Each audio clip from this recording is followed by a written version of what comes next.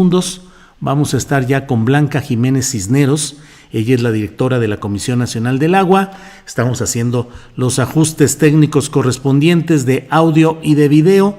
Y en cuanto me diga Andrés, que ya me está diciendo que sí, bueno, pues tenemos a Blanca Jiménez Cisneros. Buenas tardes, Blanca. Bien, Blanca, ¿cómo le va en Conagua? ¿Qué dice? Pues pues muchas cosas, porque cuando escuché toda la lista de cosas que me quería preguntar, dije, ay, me va a hacer examen.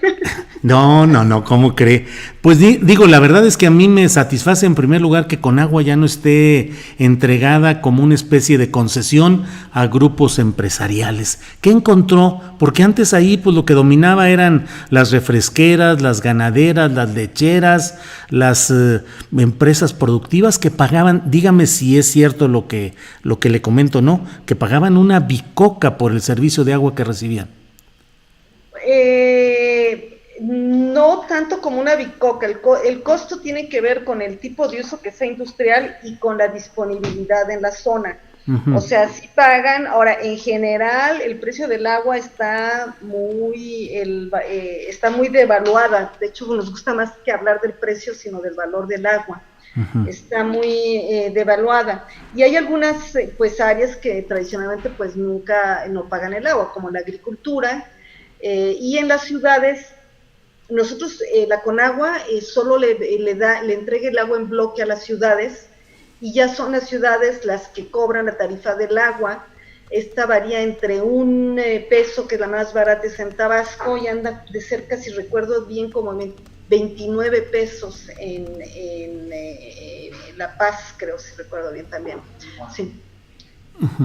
Pero Conagua entrega un precio en bloque, que es un uso de agua para consumo doméstico, que es un costo mucho menor que el costo industrial. Pero aquí yo creo que más que el tema de valor y de los precios, yo creo que el tema del agua está muy politizado, y eso es el principal reto que estamos viviendo. Es un tema en el cual mucha gente se sube muy rápido, y de repente estamos discutiendo otro tema que no tiene nada que ver con los manejos del agua, y sin embargo le impacta. Yo creo que esa es una de las cosas que quisiera que nos ayudaran los medios de comunicación a cambiar. También estos discursos en torno al agua, de que la guerra por el agua.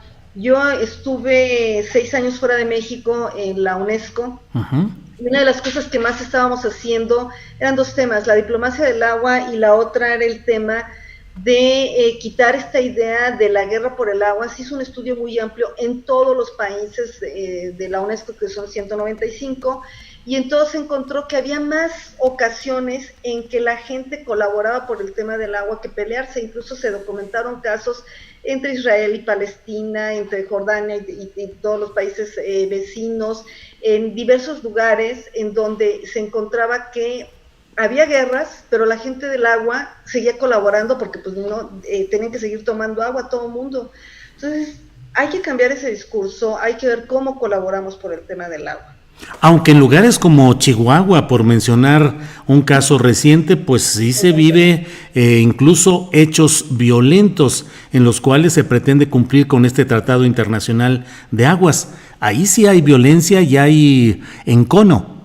Excelente ejemplo, que es un tema. Por ejemplo, yo aquí lo que mucho uso para explicar es que imagínense que hay un río, y ese río, ¿a quién le pertenece el agua? Pues a los que están aguas arriba y a los que están aguas abajo, y a los que están a la margen izquierda y a los que están a la margen derecha.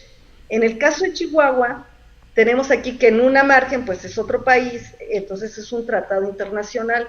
Entonces tenemos que buscar un acuerdo en el cual todos compartamos el tema del agua. Antes del tratado de 1944, que tiene 76 años en ejecución, nos estaban aplicando la famosa doctrina Harmon. Esa doctrina Harmon decía, que era un encargado de la justicia en Estados Unidos, decía prácticamente que el país a donde naciera el agua o estuviera el agua podía hacer lo que quisiera con esa agua, y si decía ya no le dejo pasar a otro país, no le dejaba pasar, y hacía lo que quería. Y lo estuvieron aplicando durante años. A todo el norte del país, después de la guerra, donde se quedó parte del país en Estados Unidos, pues nos hicieron sufrir muchísimo, hasta que un día Canadá, con una discusión con Estados Unidos, le aplica la doctrina Harmon a Estados Unidos, y entonces dice Estados Unidos, a ver, habría que comenzar a ver otra manera de repartir el agua, y se crea el primer tratado internacional, que es el Tratado de 1944, que sirvió de base para la convención también en Naciones Unidas de Límites y Aguas, pero otro tratado tan completo no ha habido. Y es un tratado en donde se establece a ver cómo repartimos el agua, y es más allá que el río, es también toda la cuenca. Y a pesar de que México tiene 1/10 de la cuenca del río Colorado y partes iguales de la cuenca del río Bravo, nosotros recibimos 4 veces más agua de la que se aporta. Y tampoco, también este tema del lenguaje, de cambiar, que adeudamos, le entregamos, le damos el agua, no, es la misma agua y la compartimos. O sea, compartimos un río, pues hay que ver cómo compartimos los ciudadanos de un lado y por el otro. Pero los pobladores de por allá no lo entienden así. Pues no, es una falta de a lo mejor de explicación, aunque entienden mejor el tema de lo que uno cree, de explicarles, de hacerle entender. No todos los estados colaboraron, con excepción del estado de Chihuahua. Ellos, una de las cosas que dicen es que ¿por qué ponemos 50% del agua del tratado? Bueno, porque el afluente de ellos, del río Conchos, es el que trae el 50% del agua. Todos los otros estados tienen ríos más chiquitos, y es proporcional al flujo. Es una cuestión de explicar, también una cuestión de cambiar esta mentalidad que hay,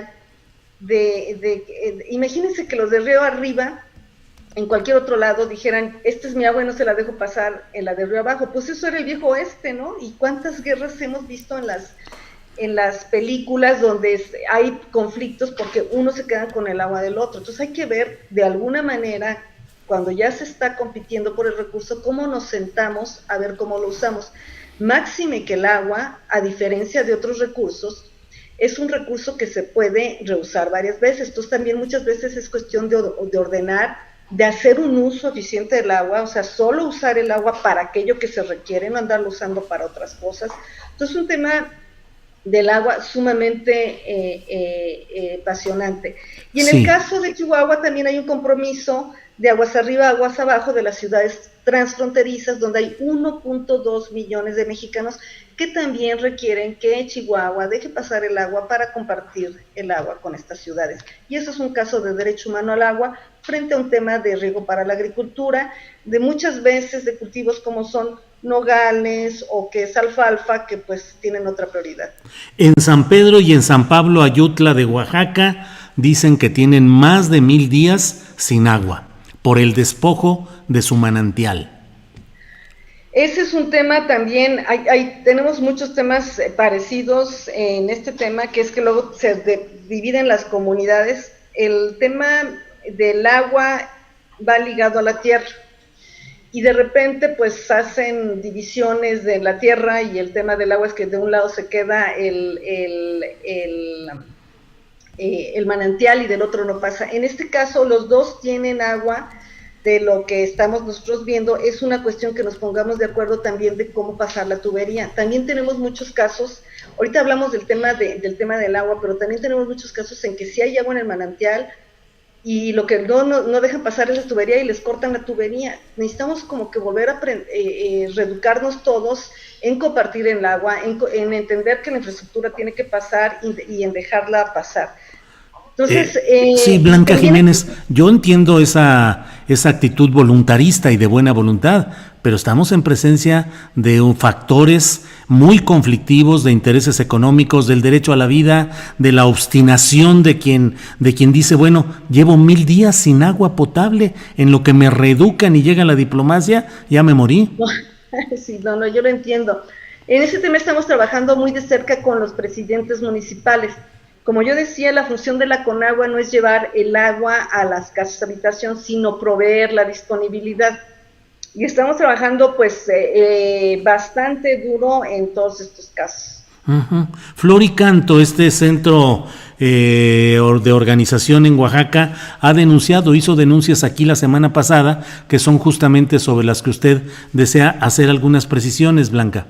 Sobre todo que quisiera yo platicar la historia con un poquito más de detalle. La historia se platicó muy rápido y no tiene nada que ver incluso esta plática de la historia con el tema de cuándo entramos nosotros. Es un tema muy interesante que yo creo que se va a poner mucho en la agenda, con muchas discusiones, por ejemplo, ahorita con el tema de los yaquis.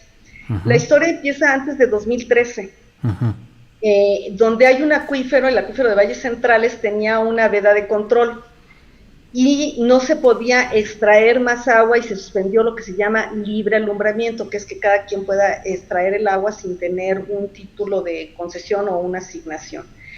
Y hay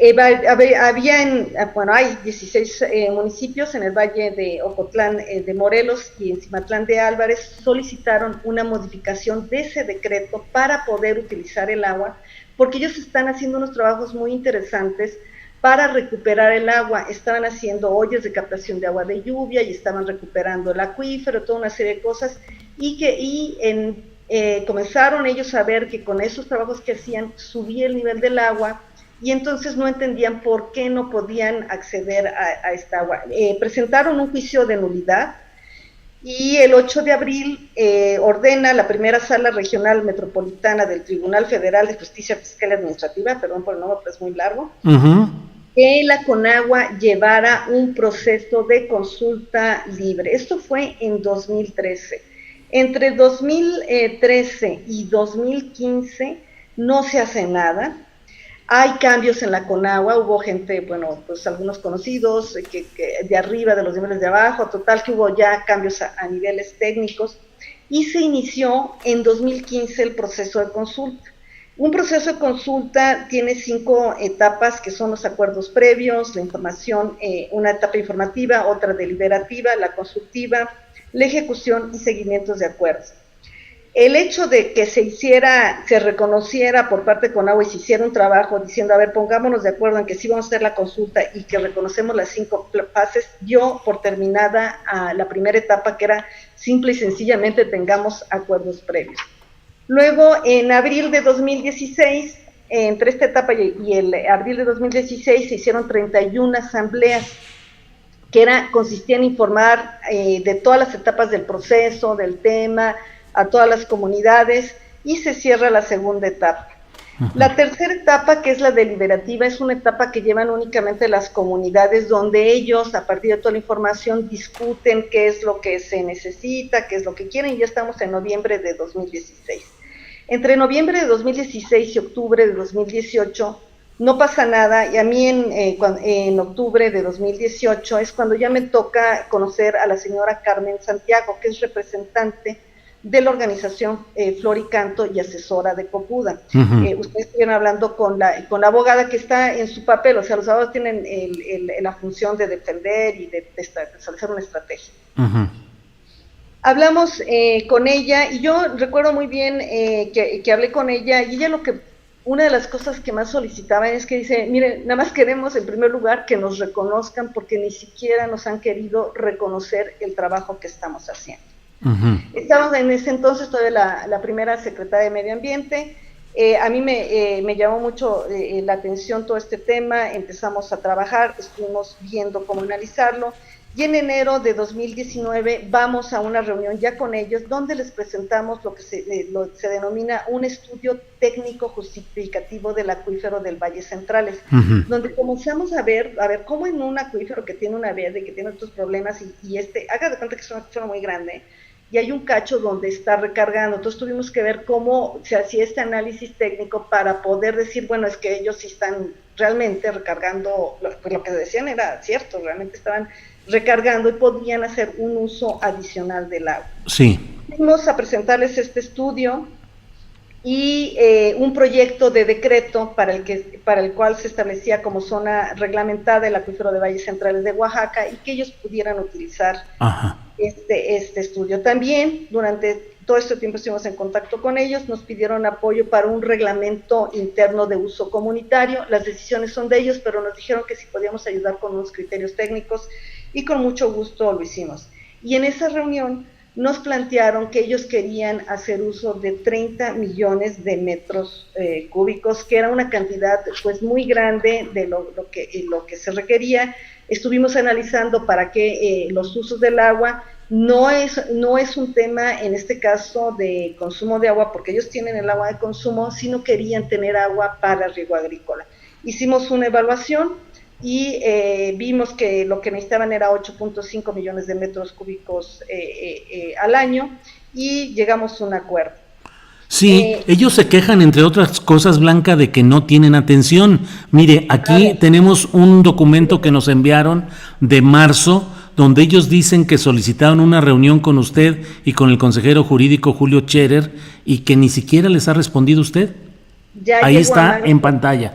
Ya sé que ya se me puso nervioso, pero ahí llegó a marzo. Yo lo quiero hacer ver es que desde que llegó la 4T, sí estamos haciendo un trabajo de entender, de administrar y de entender. Entonces, llegamos a un acuerdo con la Copuda, que me voy más rápido, en agosto, y establecemos un reglamento, establecemos las bases ya para un decreto, porque es un decreto que lo tiene que firmar el presidente Andrés Manuel López Obrador. Nos pusimos todos en un acuerdo, tuvimos un evento muy bonito a donde invitamos, ya había entrado para ese entonces Víctor Toledo, él nos hizo favor de acompañarnos en la firma de ese decreto, y seguimos trabajando con todos los procesos, porque todo esto es así como que bastante lento. Lo publicamos en la CONAMER, lo publicamos en el Diario Oficial, estuvimos esperando recomendaciones. Y sin embargo sigue el conflicto.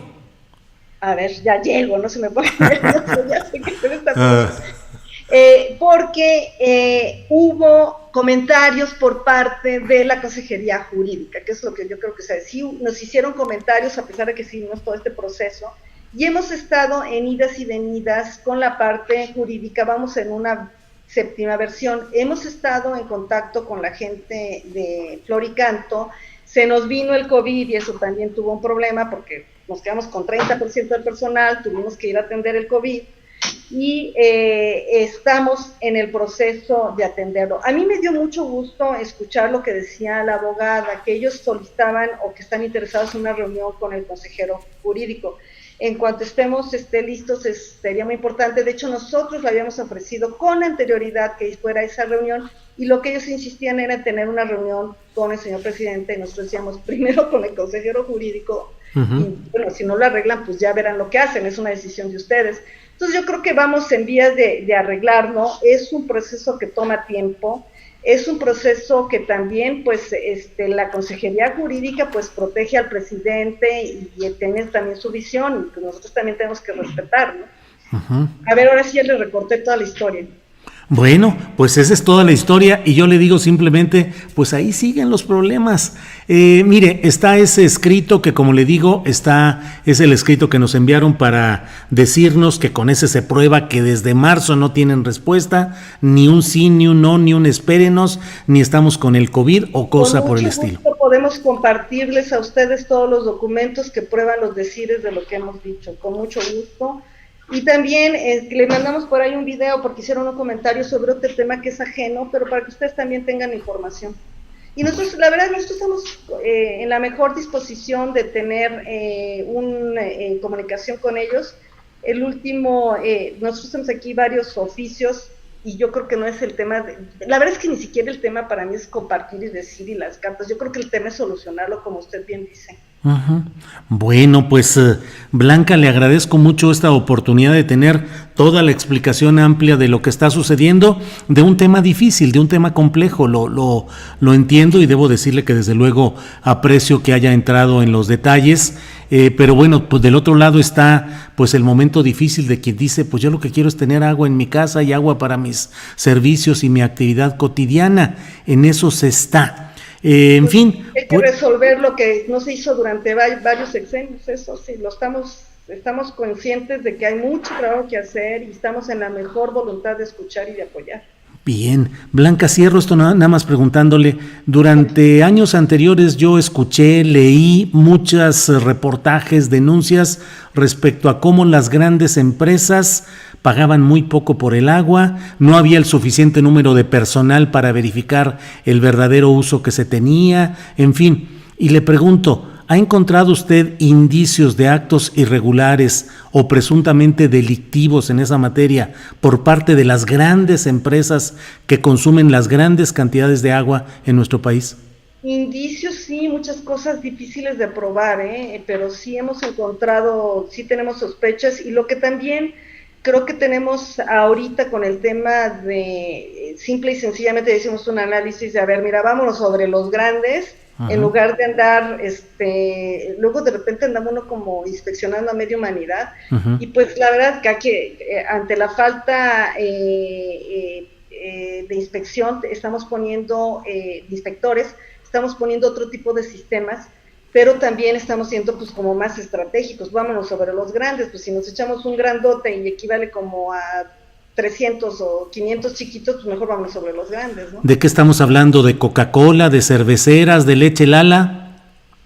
Pues de todo, porque aquí usted me habla mucho de los industriales, pero yo también incluiría aquí el tema de la agricultura. Y hay ahí indicios fuertes. Y el riego prácticamente, pues sí, hay de todo. Yo creo que durante mucho tiempo hubo como una ausencia de poner orden, y ahorita revertir eso sí está canijo. ¿Cuántos inspectores tiene? Tenemos alrededor de 80. Que son nada. Bueno, también hay que ver cuántos somos, o sea, en la Comisión Nacional del Agua somos 11.600 personas, 65% de sindicalizado, 35% personas, somos muy pocos en general, y eso también fue una decisión que se tomó desde hace muchos años. Imagínense, porque ahorita estamos platicando de dos temas, pero estamos operando presas, canales, el servicio meteorológico, llevando el agua en pipa, o sea, es una cosa que dice uno, bueno, a ver, nos partimos en cachitos y luego nos quitan 30% del personal que estuvo en riesgo con COVID, pues sí está canijo. Blanca, muchas gracias por esta oportunidad. Creo que hemos tenido el tiempo amplio para poder explicar todo este tema. Le agradezco mucho su amabilidad, su paciencia, además, ante los... Si quiere hablar de cualquier otro tema del agua, estoy completamente disponible. ¿Cómo no? Blanca, le aprecio todo y buenas tardes. Buenas tardes. Hasta luego.